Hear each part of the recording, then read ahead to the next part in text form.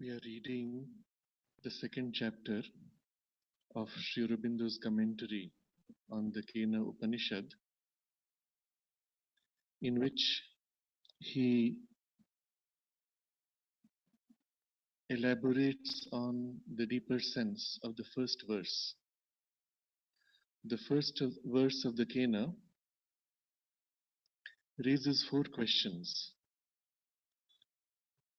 The first question asks, by whom missioned falls the mind shot to its mark? In Sanskrit, Keneshitam patati preshitam manah. By whom missioned, eshitam, the word eshitam is related to, derived from Isha, lordship. By what authority, power, missioning, sending out has this mind been given this power, mission, authority to fulfill itself? So Sri Aurobindo translates as missioned.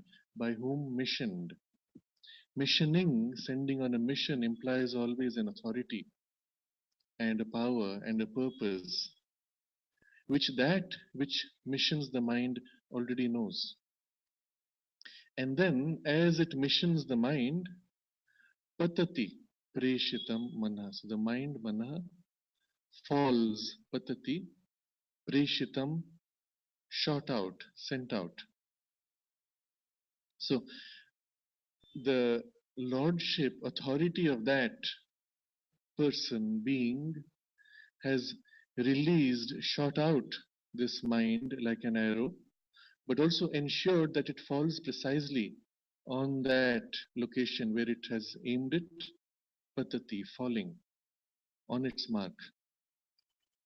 The second question, by whom yoked moves the first life breath forward on its paths? In Sanskrit, Kena prana prathama praiti yukta.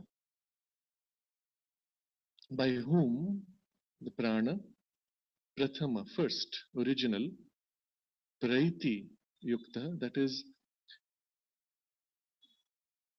pushed, goaded forward, praiti, and yukta is yoked. So the image is naturally coming to that of a horse, which is being goaded, but it is also yoked. So you see, the imagery here is very suggestive. With the mind, the image is that of an arrow which is shot, which reaches its mark. But with the life force, prana, the image is of something which yokes and then pushes out, energizes. We will come to this for a further elaboration shortly. Then the third question, by whom impelled is this word that men speak? In Sanskrit, Keneshitam vachamimam vadanti. So the thing is in plural, vadanti, speaking out, many people speaking. Vacham, speech, imam, this speech spoken by many. By whom impelled is this? And here, just the word speech, speaking, and the multiplicity of speech is what is suggested to us. And finally, the fourth question, what God set eye and ear to their workings? So here we are revealed that it is a God, it is a being of light, higher consciousness, a power, self-aware, conscious. That is the source of this. So chakshu in Sanskrit, chakshu shrotram ka udevo yunakti. Chakshu is sight, shrotram is hearing. Which deity, devo? Yunakti. And yunakti again is related to this root sound of yoking, connecting. And so with the sight and hearing, there is the sense of connecting an operation, a working, as if a machinery, suggesting that the power of sight and hearing are not necessarily bound to that machinery. So of this again there will be an elaboration in Sri Aurobindo's commentary. So we see how in the Sanskrit text there are fine nuances associated with each of these four questions, and the four questions in sequence go from the most abstract to the most sensory material. Mind first, life breath, word or speech, expressive power, and then senses for perception. So in Sri Aurobindo's commentary, he has first explained in the first paragraph the sequential connection between all these. Mind is the principal agent of the lower phenomenal consciousness. It uses the life breath to connect to the senses, senses of perception and powers of action. And so we see this continuity, the logic behind these four questions. But then Sri Aurobindo also explains that here the focus of the Upanishad is not the material domain, but the relation between our psychological world, psychological experience, and the spiritual behind, the Adhidaiva and the Adhyatma that we had read last time. We had read of the question, what guides the mind to its object, and we had discussed the deeper nuances of that. Then he took up the question of the life breath and what is meant here, the chief breath, the first supreme breath, and not the fivefold prana, which are its operations. And then we read quickly the rest of the text. But before we now look at the same text more profoundly, there is another layer to be discussed regarding the life breath. You will recall Sri Aurobindo takes this occasion to list the five pranas and to describe their working. The first is prana, which takes in the life force, and especially in the upper half of the body. The second, apana, which is the breath of death, which is the throwing out of energy. And then mediating between the two, regulating their interchange, is samana, which equalizes them, maintains equilibrium. And fourth is vyana, pervasive, distributing vital energies throughout the body. Fifth is the breath, the life force flow that mediates, moves upwards to the crown of the head, and is a regular channel of communication between the physical life and the greater life of the spirit. And in his commentary, Sri Aurobindo points out none of these are the first or supreme breath. They all are secondary, or they are born from it and only exist as its special functions. Now, Sri Aurobindo takes trouble to explain this because there are deeper ramifications. We explored them last time, how these five breaths are deeply connected to the spiritual functioning and the spiritual process by which the yogi awakens to a higher consciousness. There is one other passage which I wanted to draw attention to. In the synthesis of yoga, Sri Aurobindo especially makes reference to this last of the five, the udana, which links the physical life with the higher, greater life. But he puts it in a different context of samadhi. It is in the chapter titled Samadhi in the synthesis of yoga, where Sri Aurobindo is describing how it is possible to enter deeper and deeper into trance until it's even possible to reach such a point that it is no more, the return becomes impossible. And then he says, finally, the yogin acquires at a certain stage of development the power of abandoning his body definitively without the ordinary phenomena of death by an act of will or by a process of withdrawing the pranic life force through the gate of the upward life current, udana, opening for it a way through the mystic Brahmarandra in the head. By departure from life in the state of samadhi, he attains directly to that higher status of being to which he aspires. This whole text is in the context. Just before this, he has spoken of how one can go so deep that the body is as if dead, but it does not die. It does not dissolve because there is still a link maintained, and one can come back and the body revives. But this is the last stage where one could simply withdraw, and the method of withdrawing by an act of will, not by the phenomenon of death. He puts on the footnote, Ichha Mrityu. It's a very common term in the yogic tradition as well as in the traditional stories, both historical and mythological. We will find all the time in the Mahabharata this term appearing that somebody is granted the boon of Ichha Mrityu. Ichha means desire, Mrityu death. That is, you can choose to die when you will. You are not compelled by the normal process of death to be evicted from your body. Rather, you have the master, you have the choice to leave when you want. And we know of this example, the most famous of them, where Bhishma, although severely injured, falls to the ground with all the arrows as his bed, still bleeding, but he chooses not to die until a certain date is reached when the sun reverses direction, turns back northwards, and the balance between night and dark changes, night and day changes, and the light begins to increase as of December 23rd for us now. This is the Uttarayana. When the tides change in the subtle world, the light increases and the passage into the highest regions clears once again.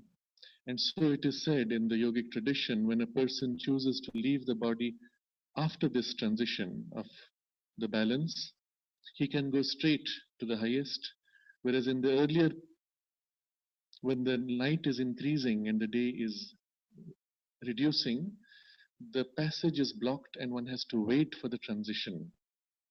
So these are profound things we need not go into, but the idea of Ichha Mrityu, the ability to choose when one leaves. And he says here, this especially is in the context of a deep samadhi. How is that done? By an act of will, you can simply let go, or by a process of withdrawing the pranic life force through the gate of the upward life current, Udana.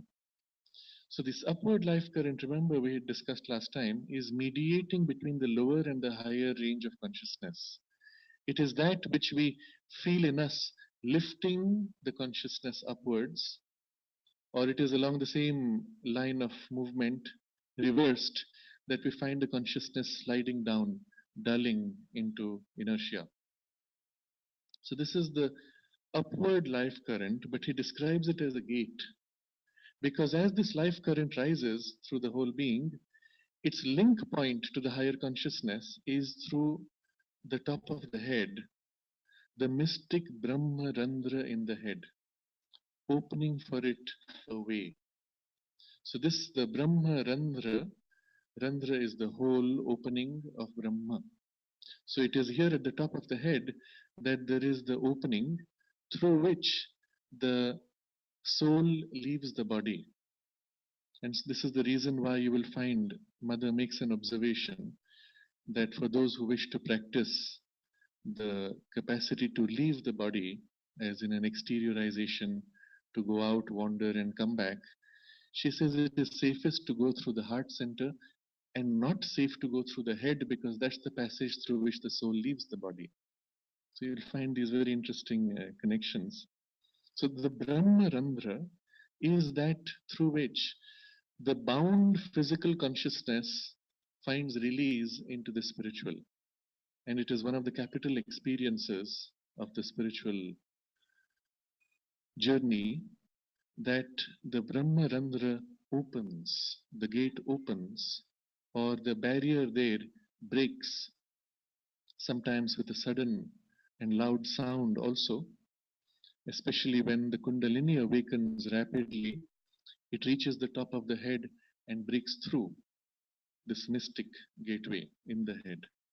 So the Udana Vayu connects to the highest through here and merges with the self through the Brahmarandhra.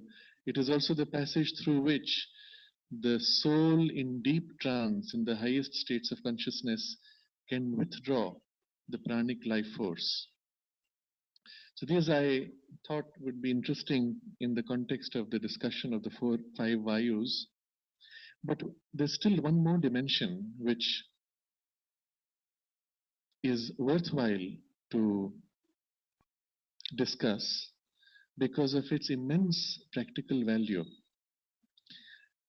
You will not find it elaborated in most books of Hatha Yoga. They discuss the five Vayus, but then they are seen as distinct five. Sri Aurobindo hints at it here when he says they are all special functions of the pure life force itself. And that gives you the clue. And the clue is this, that all five are enfolded within each other. Within each of the five, the other four also operate or can emerge from. So why it has a great value for us is because as we work on the awareness of our consciousness in the mind, in the body, and the life energy and its functioning, it is by this combination of their workings together that we gain mastery. So, for example, we may draw prana concentrating on the breath. You breathe in, you take in the life force. The air and the oxygen are only media. The life force itself is drawn in directly. But it is equally possible to draw in life force from anywhere in the body, ignoring the physical air. And the method for this would be with the Vyana, your awareness is spread to the whole body. Let us say settled for the moment on the arm, the muscles, the tissue, the sensations, and the mind's awareness riding on the life energy, spreading fully, intensifying in the arm. And then as you breathe in, the same life force can shift mode rather than being the Vyana spreading out awareness. It can shift and now draw energy as the prana. So the arm can now draw energy into itself or release energy and excess of imbalance or agitated energy by the apana. And the same could be done with the whole body becoming aware. As you breathe in, or even ignoring the physical breath, you draw energy from all the directions in all the parts of the body at the same time. But to be able to do this effectively, it is by the power of Vyana that one spreads the awareness down to whatever detail one can, intensifies the awareness, and then turns that same Vyana energy into the action of the prana of drawing in, or apana of releasing, throwing out the tiredness, or shifting the balance of the incoming and outgoing energies. Many people who have a problem of chronic tiredness are simply unconscious that this balancing power of samana, regulating the incoming and outgoing, is wrongly set, and either in some part of the body or in the whole body. So they may take a lot of exercise or food or other means of drawing energy, even through breath, but they cannot contain it. It leaks out, it disperses very quickly, and they become tired quickly. And this correction can be made by the action of the samana, not only in its center, in the pit of the stomach, in the mediating center in the plexus here, or it can be done all over the body, down even to the cellular consciousness, if we could become aware of it. But generally, at the level of a limb, it is quite easy to do. So one can easily regulate the balance in different parts of the body to make certain parts more energized, certain parts less, and dynamically change this balance. But still, the last two are the most important, that in any part of the body, we can similarly extend and intensify the awareness and then turn it upwards and raise it. And it will be the same method exactly.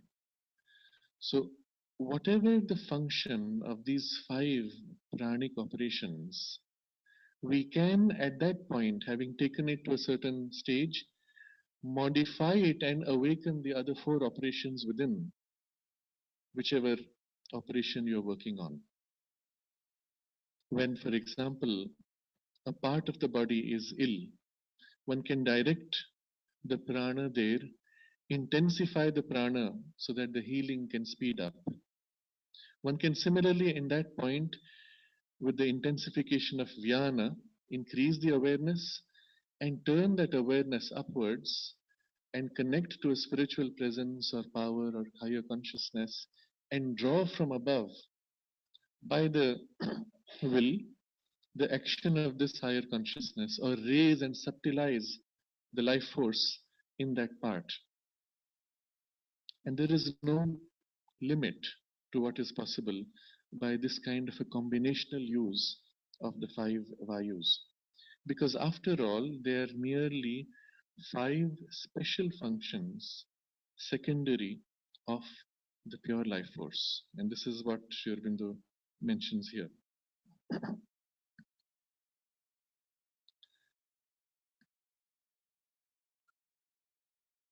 The Vedic image is recalled by the choice of the terms employed in the Upanishad.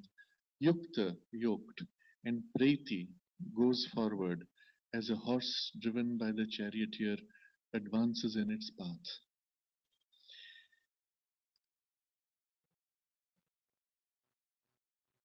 So even with the life force, he says, as with the mind, we are conscious of a power behind which guides, drives, controls, uses it. And now, in the next paragraph, which we have already read, but now we go in detail, Sri Aurobindo combines the two functions and merges them with the power of speech. Where does speech come from? It has, of course, a power of life breath. It has even a content of the mind's intention, and it is an expression of something. But what source wished to express itself? What source chose what is being expressed? So, the force of the vital breath enables us to bring up and speed outward from the body this speech that we use to express, to throw out into a world of action and new creation the willings and thought formations of the mind. So now all three are merging, the mind, life force, and the drive of expression, of manifestation, of creative self expression. What is it that makes this speech effective? He says, it is propelled by Vayu, the life breath. It is formed by Agni, the secret will force and the fiery shaping energy in the mind and body. But these are the agents. Who or what is the secret power that is behind them? So now when we observe how this power of manifestation works, we notice it has two facets. And the facets are ruled by Vayu and Agni. When you receive an inspiration, let's take first a more mundane example. You receive an inspiration to write a poem. And the inspiration pushes you, drives itself, articulates, forms, and takes on the form of the poem. We have clearly a sense that we did not write it. We were simply the agent of something else which wanted to get itself written. It knew what it wanted, and having written itself, I start asking, what does this poem mean? So you will find many letters of Nirodharan to Sri Aurobindo. He says, Guru, I was inspired to write this poem. Please explain to me what it means. So I don't understand what I have written. And Sri Aurobindo has to explain. So the agent, the vehicle of expression, is not even aware of the nature of the content. But still, when it swept through and formed and articulated itself, there were two things: the propelling power and then the formative shaping energy. Sometimes, and we take another example now, an inspiration drives us to action, to say something, to do something, to act on a situation. And we notice there is a power that drives and the power effectuates even when we are not very clear about what it is that we are doing or what it is that we seek to do. At the other times, we have a great clarity of what needs to be communicated, what needs to be done, but we lack the power which compels things to happen. And these are two different operations.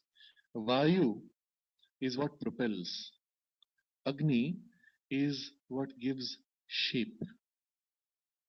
So I'll take a physical example first because this principle works on all levels and we can start with the most material.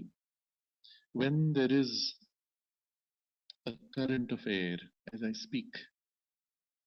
as I speak loudly, I throw more air, I put more power, intensity, and my speech becomes very loud. I give a command, and it is the power which acts. What I said was not so important. Into that power, I may give a clear articulation of the command, explain, elaborate, or not. But they are two different functions. On the other hand, I may speak with great clarity, but if the power is lacking in the speech, the effect is to that extent less. Take another example. There is a communication that comes along the wire, an electrical wire, through which the current brings the telegraph, the telephone, the sound.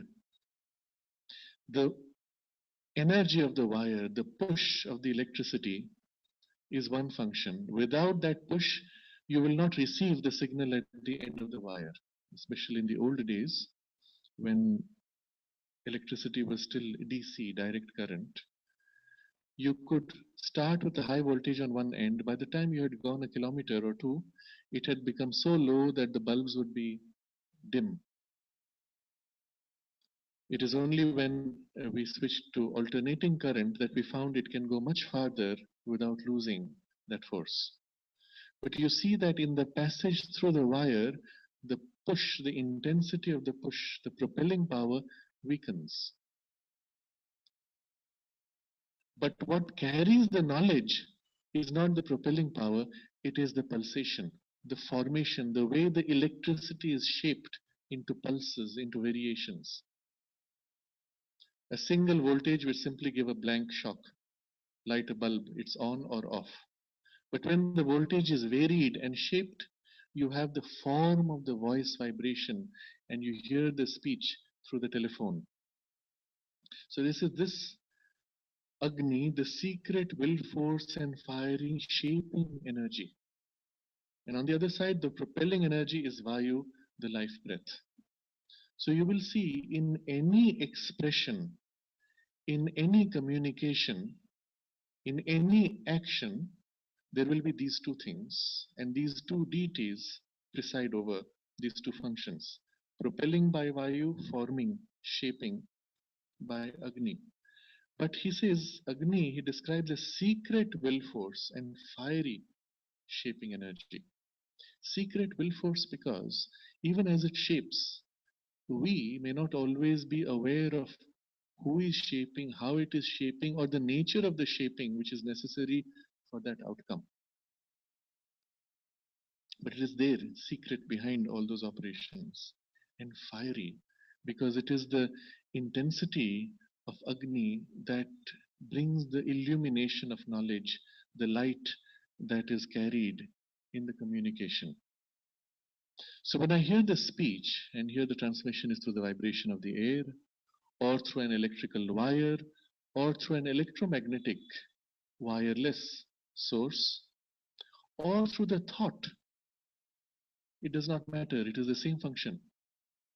It is Agni which brings the illumination. As I read this, as I heard this, The whole thing became very clear. I understood. And that illumination comes from the fiery shaping energy of Agni.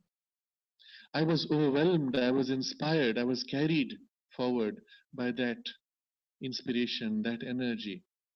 That is the propelling power of Vayu, the life breath. But then Sri Aurobindo says, but these are the agents. Even Agni and Vayu are agents. Who or what is the secret power that is behind them? The master of the word that men speak, its real former and the origin of that which expresses itself. So when the inspiration came and I wrote the poem, I had the sense that I didn't write it. Someone other than I wrote it.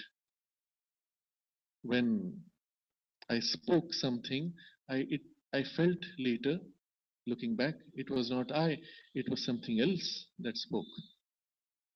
There's an incident which comes to mind. Once Udarda narrated how he had arranged for somebody from Europe, a lady, to come to the ashram, and she was traveling all over India looking for some miraculous guru who would help her to fix a health problem. Her hair was falling and she wanted that to be corrected. And she was looking for one of these miraculous sadhus who would do it for her. Somehow she was guided to come to the Sri Aurobindo ashram because whoever told her Sri Aurobindo is powerful. And Udar was to meet her at the ashram gate. She came by some kind of rickshaw. But by the time she came here, she was in such a state of cultural shock, having seen so much poverty and misery. She refused to get down from her rickshaw just at the ashram gate and just told him, I can't bear this, I have to go back. And at that point, Udar says, I felt a very strong impulse to say to her, and a line from the Bible, that it is easier for the camel to pass through the eye of a needle than for a rich woman to enter the gates of heaven. In the Bible, it's a rich man, but here it was the rich woman to enter the gates of heaven. And again, this urge came in his heart. And he felt, well, it's something silly. What would she think? And he held it back. And when she left, he came back, went to the mother, and narrated this to the mother. And then he mentioned, I had this very strange urge to say these words. And the mother said, I had put those words in you for you to speak. And had you spoken at that moment, perhaps her whole life would have been changed. So you see the power of the inspiration, but where is the source? We are not even conscious. And even the formative powers, the agents, the greater divine agents of Vayu and Agni are themselves not the real origin, not the real formers. They only give form, they only give power as a secondary function. There's something else behind, secret, unknown to us, power with a capital P, that is master of the word. And now the fourth question is being elaborated on. This was about hearing and sight. In the first verse, the fourth question is, what God set eye and ear to their workings? And Sri Aurobindo's commentary now continues. The ear hears the sound. The eye sees the form. But hearing and vision are particular operations of the life force in us, used by the mind in order to put itself into communication with the world in which the mental being dwells, and to interpret it in the forms of sense. The life force shapes them, the mind uses them, but something other than the life force and the mind enables them to shape and to use their objects and their instruments. What God set eye and ear to their workings? So now when we look at these two operations, symbolic of course of all the senses, and this applies to all the senses, they are particular operations of the life force in us, used by the mind, in order to put itself into communication with the world in which the mental being dwells. And through that communication, involving the life force, The mental being interprets the world in the form of sense, in the forms of sense. So here is a mental being. It wants to experience the material world. How is it going to do that? Mental consciousness and physical consciousness are so far apart, they're so different. One is so subtle and the other so gross. The two pass through each other. For the physical consciousness, the mind and spirit are far away. For the mental consciousness, the material world is far away. How are you going to bridge the two? And the bridging is done by life energy. The same life energy which dynamizes mind is also dynamizing matter. And therefore, it becomes the vehicle linking the two. If you withdraw life force in between, mind gets disengaged from the body. It drifts off. And if by habit it drifts into sleep, or if it tries to remain awake, it drifts away from the body and wanders in other states. This is what happens when you put the anesthetic. The linking principle is withdrawn or made ineffective. But when mind chooses to drive the body, it is through this link of life force that it drives it.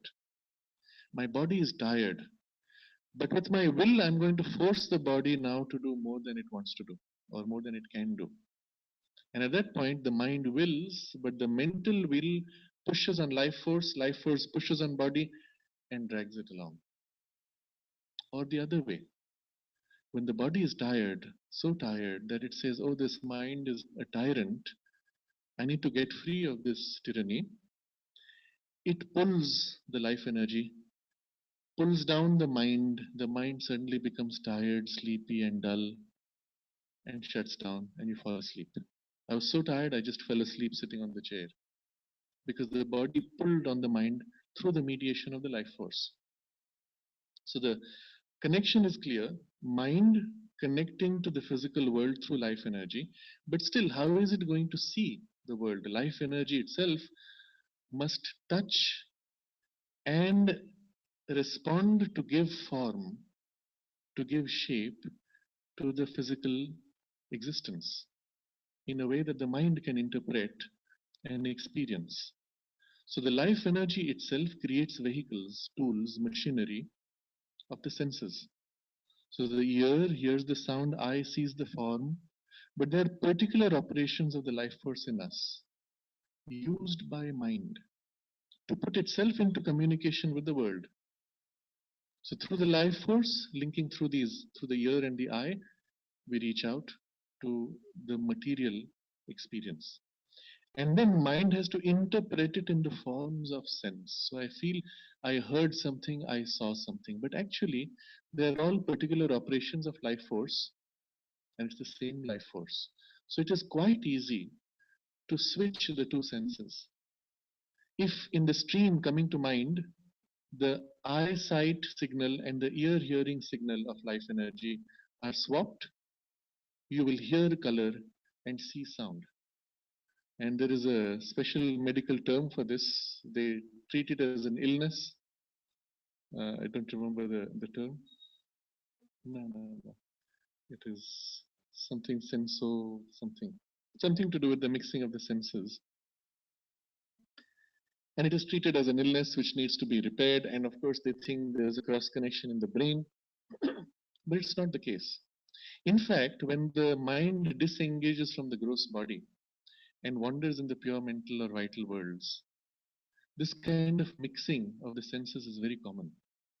If in the dream you try to describe an object, you will find there is a blurring of the senses. The density is felt as if touched.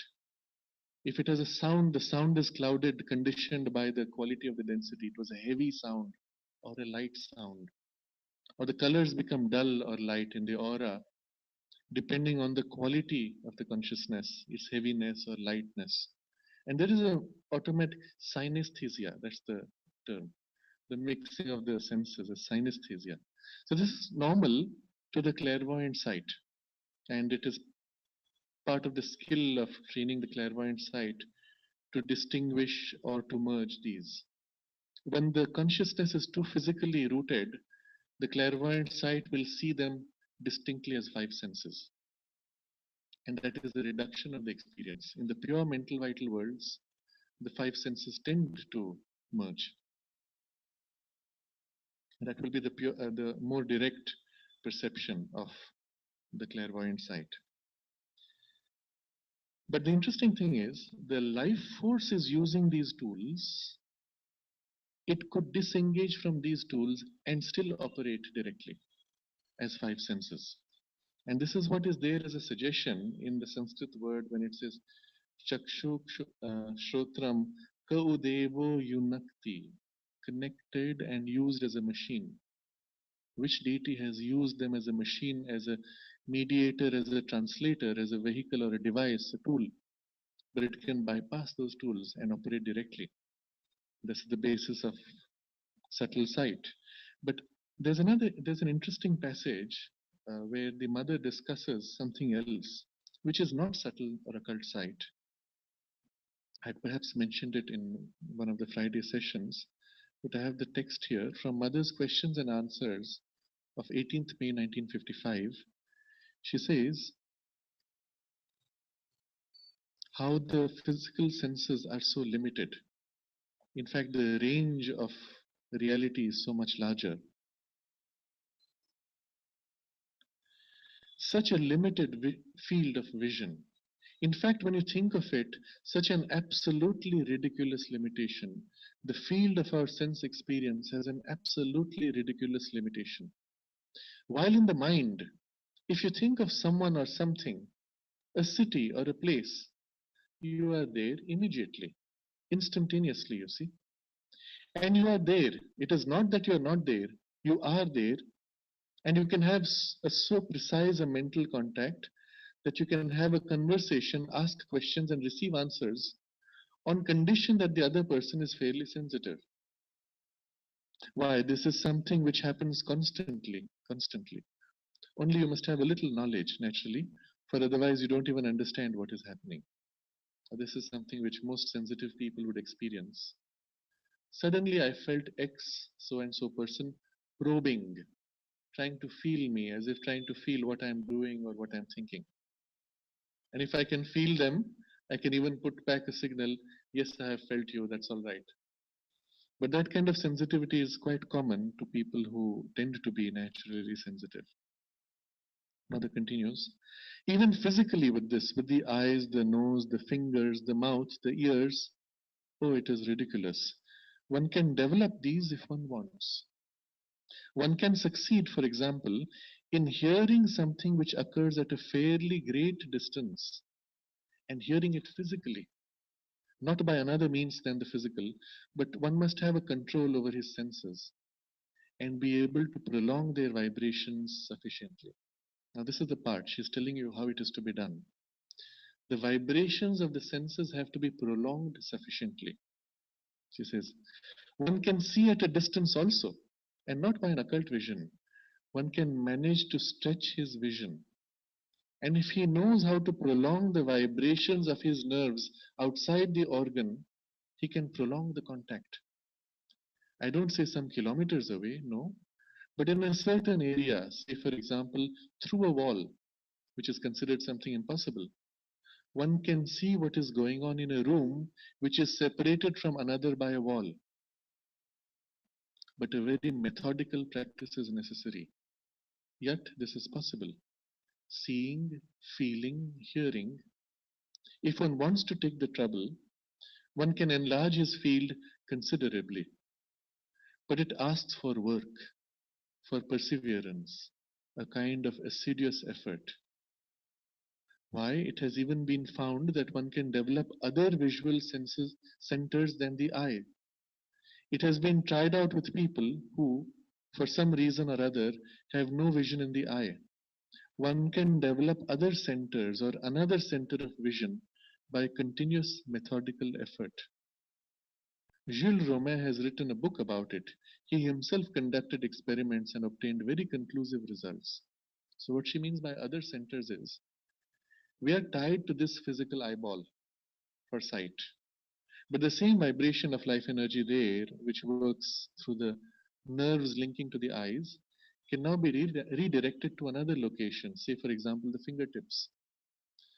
So, for those who are blind, if they will the sight energy, sight life force vibration to the fingertips, they can place the fingertips on the paper and see.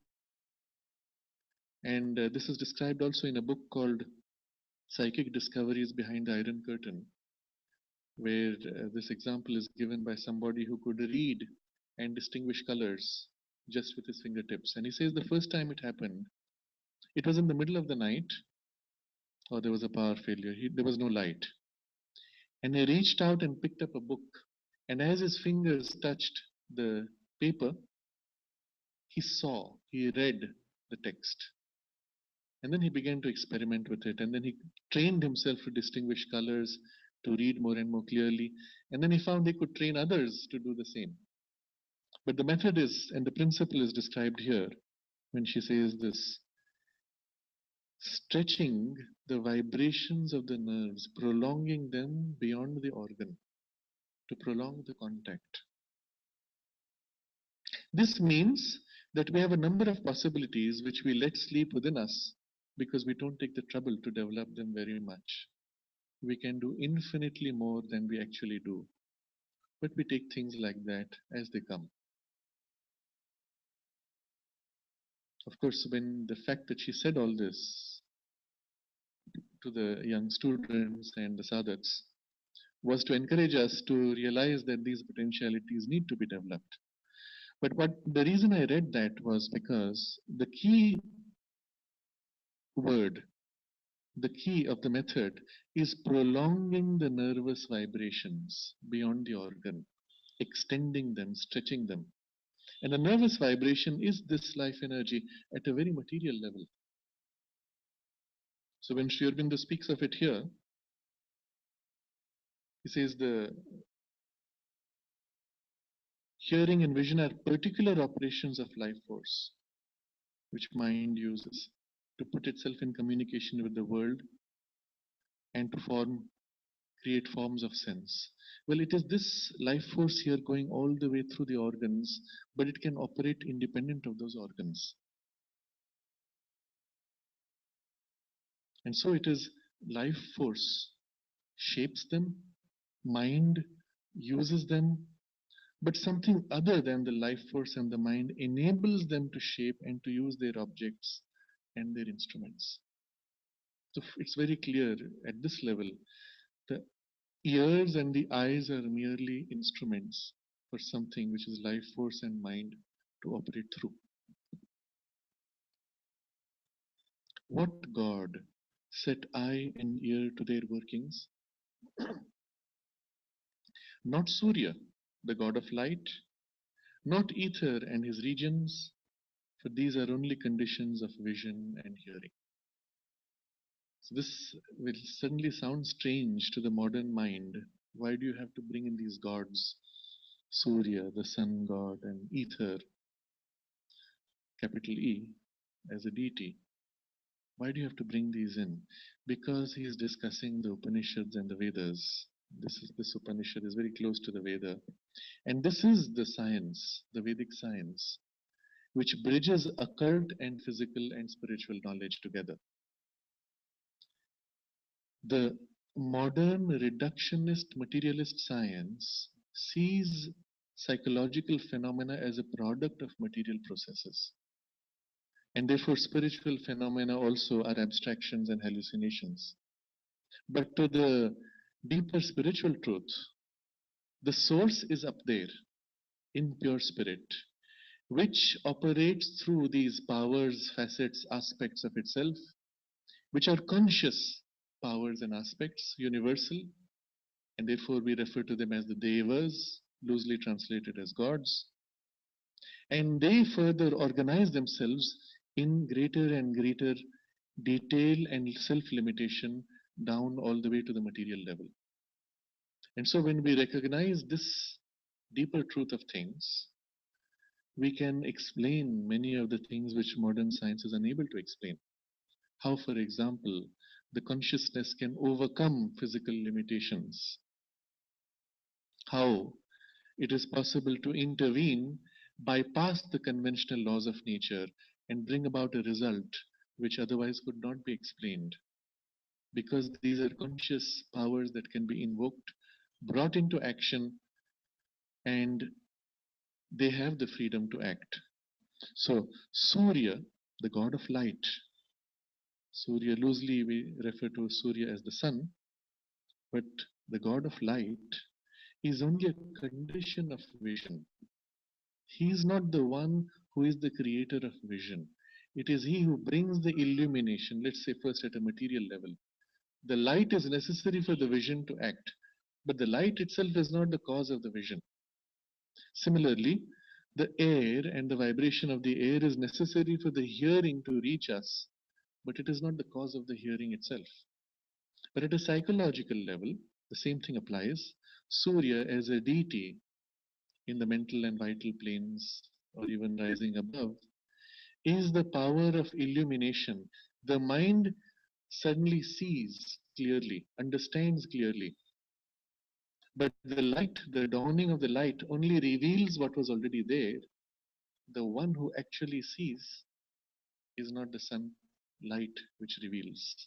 The one who actually hears, as in the vibration of an inspiration reaching through the ethers, physical or mental ethers, the ethers are only the medium, the condition for the hearing. So he says neither Surya nor ether, these are only conditions. What do these gods do? Now we take into account other such deities. The gods combine, each bringing his contribution. The operations of the physical world that we observe as of the mental world, that is our means of observation. So the gods combine these operations of the physical and mental worlds. Each brings his contribution. Together, they make a complete experience. So Vayu brings the propelling force, Agni brings the shaping energy, Surya brings the illumination, the ether creates the medium in which the vibration can traverse and communicate, but all of them together working create for the experience, and the experience is none of them. So Sri Aurobindo says, but the whole universal action is one, not a sum of fortuitous atoms. It is one, arranged in its parts, combined in its multiple functionings by virtue of a single conscient existence, which can never be constructed or put together. So let's take an example where several people come together to make some food. So somebody cuts the vegetable, somebody washes the vegetables, somebody cuts them, another mixes, powders, crushes, juices, whatever. Another puts them in the flame and regulates the heat of the flame. Another stirs them. Another checks whether things are in the right balance, when you should stop, when you should add more, harmonizes all these functions to make the final outcome. But if you think about it, the final outcome was already present before they started their work. That is why they could organize themselves in a cohesive, coherent, harmonized manner. If we started with the idea, you will make jalebi, you will make puri, and I will make sambar, all mixing together, you would have a mishmash. It's because we decided we will make it together. We are going to make this cake together. And we have agreed to that common purpose, and so we can work together to make this. But when we said we will make a cake, the idea of cake, the reality of cake already pre-existed us. We are merely enablers who are bringing together and giving form to something which already existed. Or even the question can be asked, who decided it will be a cake and not a soup? That decision was taken by something which all these different persons agreed to or followed. So there is always in the very act of forming something behind. He says the whole universal action is one. If there was not the possibility of all of us collaborating in a systematic way, we could never have worked. There is behind it a common action which is utilizing these different facets and holding them together. So there is as if create a cake action of which this person puts the flour and mixes it, this person lights the flame, this person does this, and so on. But there's a one action of create cake, bake a cake, make a soup. It's a single action with multiple facets of expression of organization. So you say there's one universal action, not a sum of fortuitous atoms. It's not like we just fell together and suddenly it came to be by chance. It is one, arranged in its parts, combined in its multiple functionings. By what? By virtue of a single conscient existence which can never be constructed or put together. So the manifest a cake idea, manifest a cake energy, manifest a cake movement is a single experience. It is not made up of pieces. The cake manifestation requires an assembly of pieces, but the manifest a cake idea of cake is a single experience and put forward by a single intention, a single consciousness, which itself is not constructed. This becomes more obvious when we move out from the material domain where pieces are much more normal to a psychological domain. Manifest an idea, and suddenly you cannot think of pieces anymore. An idea is not composed of pieces. A concept is not composed of pieces. Or manifest an experience. I was happy. My happiness is not a product of many ingredients. Put 2 drops of sentimentality, 5 drops of memory. That's not how I feel happy. The happiness is a thing in itself. As it expresses, it may have facets, but it comes as a single movement expressing multiply. So when you come to the domain of consciousness, it becomes very obvious. A single conscient existence which can never be constructed or put together. Sri Aurobindo puts the Sanskrit word akrita. Akara is form. Akrita is put into form, assembled and shaped into form. You cannot do that because it is a thing essentially indivisibly one. So he says, but is forever anterior to all these workings. The moment we say, let's take in the evolution, a certain animal is expressed. There was already idea of that animal with all its qualities, powers, and expressive tendencies, which is, we may say, the archetype around which the physical form developed. An architect conceives of this building. In the conception, there is a single experience. In the formation of the building, there are facets. But in the conception, it is a single experience. The experience of the building is one. That cannot be made by a construction. The form of it can be made by constructing pieces. The experience is one behind. And that is always forever anterior. Even before the architect conceived of the building, the possibility of conceiving the building existed, and in that possibility, the building was already created. When I think of something new, it is new only because nobody else remembers it as having been thought up or having been expressed. But when I think up something new, the capacity to think that the idea of it was already there. I've only drawn out what was already present, and it was anterior to all the workings. The gods work only by this power anterior to themselves, live only by its life, think only by its thought, act only for its purposes. And now we come back to the symbol here is us, because you see all the descriptions are in us, mind in us, life in us, senses in us, speech in us. So in us the gods are working, thinking out, feeling, dynamizing, forming, living. But behind it all, we look into ourselves.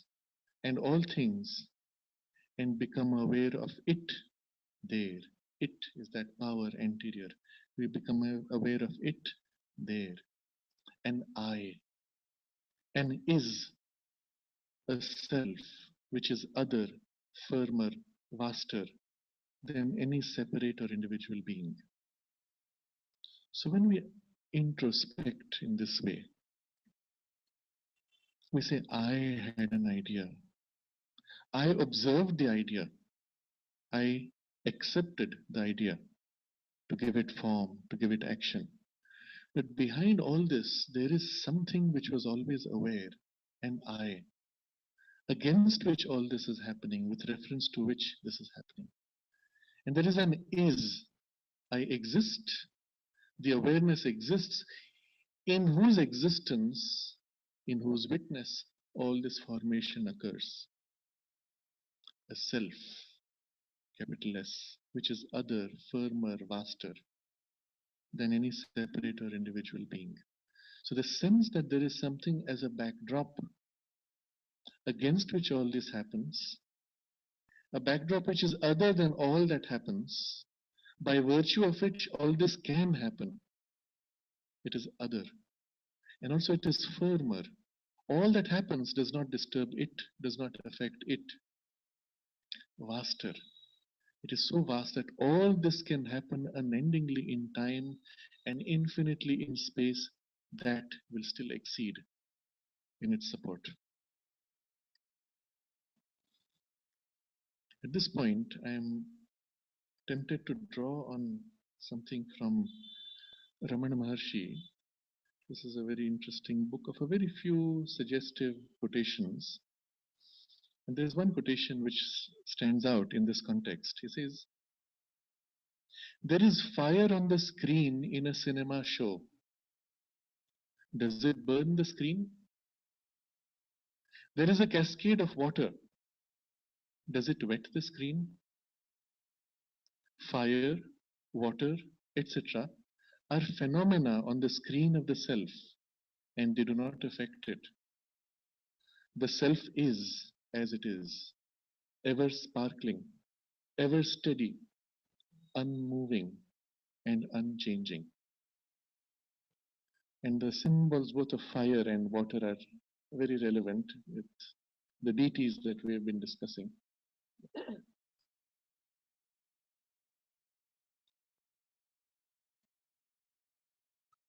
The body itself is not more than our thought.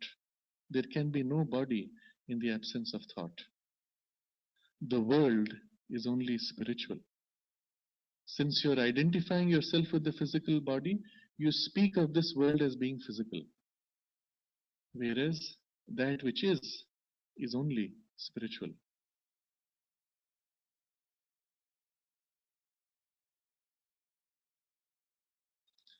There is no knowledge in the space of the pot. Sorry. There is no reflection in the space of the pot. The reflection is only in the water in it. Glass cannot reflect objects. Only a plate of glass with an opaque lining on its back can reflect the objects in front of it. Similarly, pure knowledge does not contain objects in it, nor reflected objects. Only with the limiting adjunct, the mind, it reflects the world. And finally, this will link back to our earlier discussion of the life and the five breaths, life force and five breaths. He says, this is the problem with English translation. Prana is translated as breath. So, pranayama, breath control. But that's a weak translation. We now bring in our attention the true sense of prana as life force, power of divine expression. So, breath control is the means for mind control. The mind, like breath, is a part of air. The nature of mobility is common to both. The place of origin is the same for both. And when one of them is controlled, the other gets controlled.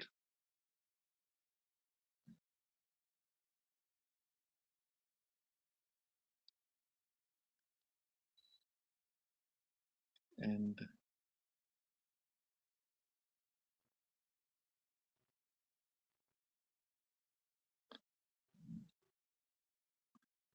finally, I'll end with this.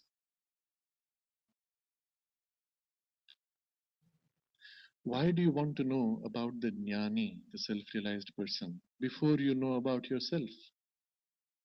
First, find out who you are, and then he discusses the method.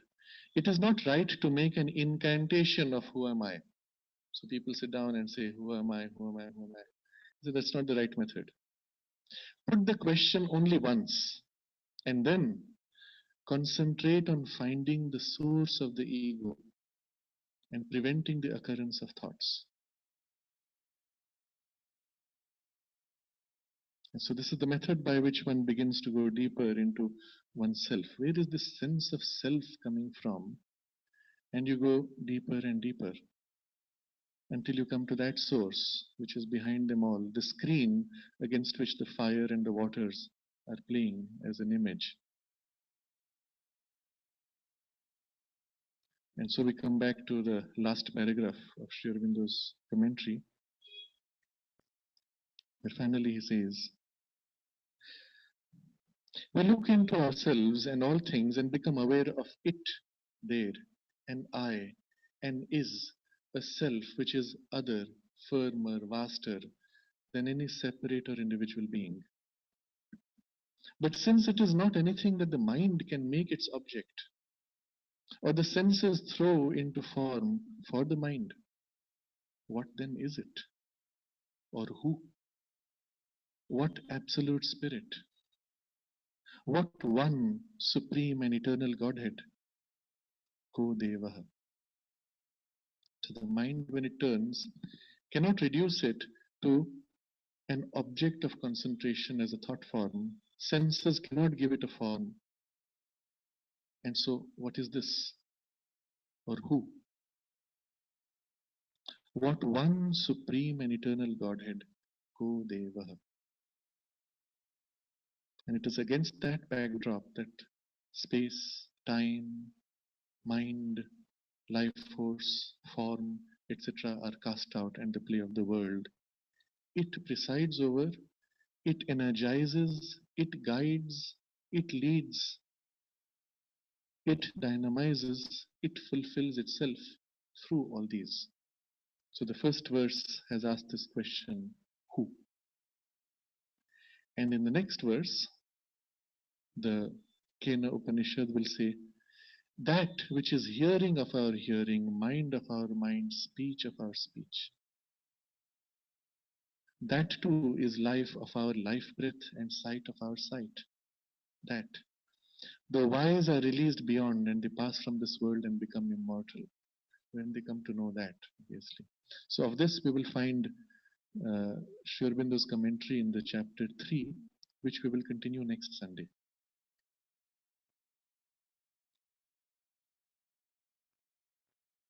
For now we can pause here and meditate for a while.